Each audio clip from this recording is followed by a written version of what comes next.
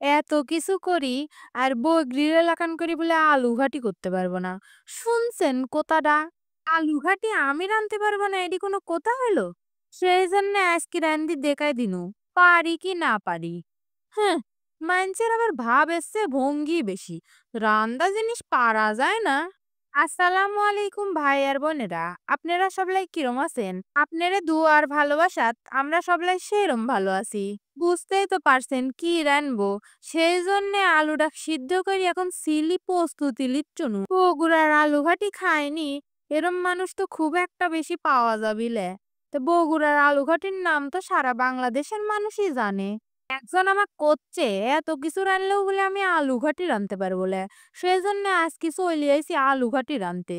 এই আলুটা সুন্দর করে এখন ডইলি লিচ্ছি, ডইলি একেবারে মিহি করে লিব। লিয়ে আলিছি একটু হাড় মার ছাড়া তেল চর্বি এলা গরুর গোস্ত। দুই এক আড্ডা হাড় থাকলেও সমস্যা নাই, পরে ওয়া চাটতে সেই ভাল লাগে।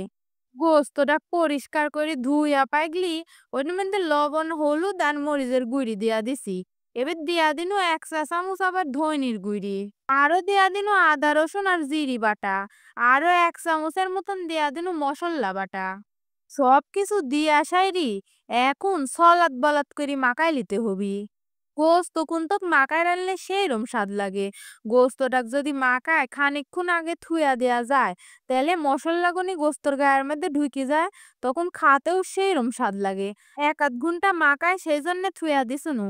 এখন একটা কয়রার ভিতর গরম করে লিয়া ঢাইলি দিচ্ছি সোয়াবিন তেল। সেইরম তেল আলা গোস্ত লিছি, সেই জন্য অত বেশি তেল দিবলে অল্প একটু জল্লাই তেল দেয়া লিছি।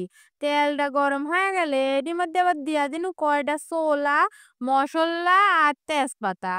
১ খামচা রসুন, মেলা কয়টা চিরা কাঁচামরিচ আর পেঁয়াজের কুচি। সব কিছু দিয়া সাইরি এখন খানিকক্ষণ তেলের মধ্যে ভালো করে ভাইজি লিব। রান্দা কামদাই হলো মনের আর চোখের ব্যাপার। মানুষ চাইলে কি না রানতে পারে, যা রানবেন তাই একটা রেসিপি হয়ে যাবি। এডি আবার একটা বিখ্যাত রান্দা বলি কোথা, তাই ওরম করেই রান্দার চেষ্টা করতেছি। বগুড়া জেলাত বাড়িলে তাই কি হয়েছে, আমার এমুকো মিলাদ মাহফিল হইলে মাঝের মধ্যে এরম করে আলু ঘাটি দেয়, কোনো জায়গাত গোস্ত দিয়া আবার কোনো জায়গাত মাছ দিয়া ভাজা মশলার মধ্যে সুন্দর করে মাখানি গোস্ত গুনিক ঢাইলি দিয়া হালকা লাড়াচাড়া দিয়া কষাই লিছি। এখন খানিকক্ষণের জন্য ঢিকি দিয়া থেয়া দেব। খানিকক্ষণ পরে ঢাকনটা তুলে লিয়া আবার একটু লাড়াচাড়া দিয়া লিচ্ছি।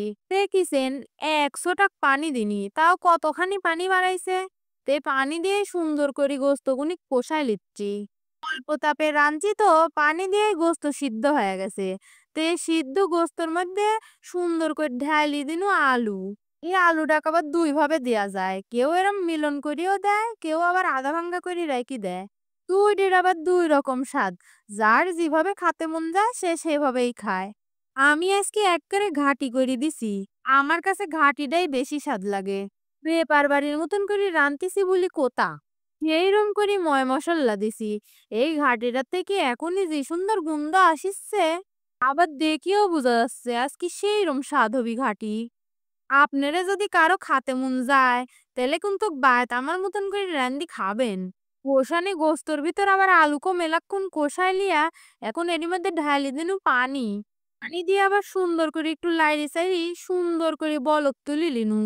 গন্ধ বাড়ানির জন্য আবার কয়টা আকড়া কাঁচামরিচও দিছি।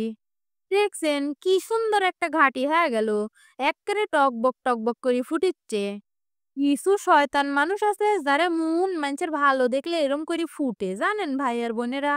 এত সুন্দর করে রান্না বাড়া করতেছি দেখতেছেন, একটা লাইক কমেন্ট করে দিন বুঝছেন।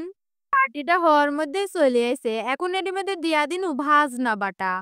ভাজনা না চিনি থাকলে কমেন্ট করে কোয়েন আমি চিনাই দিবনি। গোস্ত হোক আর ডিম হোক যে কোনো তরকারির মধ্যে ভাজ না দিলে সেই রকম স্বাদ হয়। দাদি নানির কাছ থেকে শিখা একটা গোপন রেসিপি করতে পারেন।